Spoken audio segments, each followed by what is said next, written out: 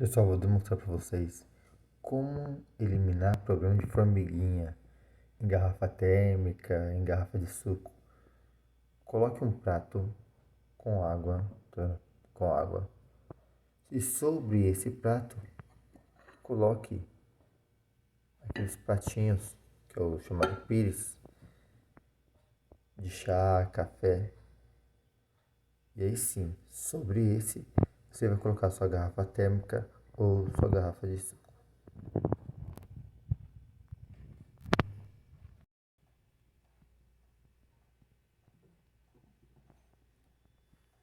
O que acontece? O inseto vem, né? No caso a formiga, ele até chega a subir nesse pires, mas quando ele encontra a água, ele desiste e vai embora.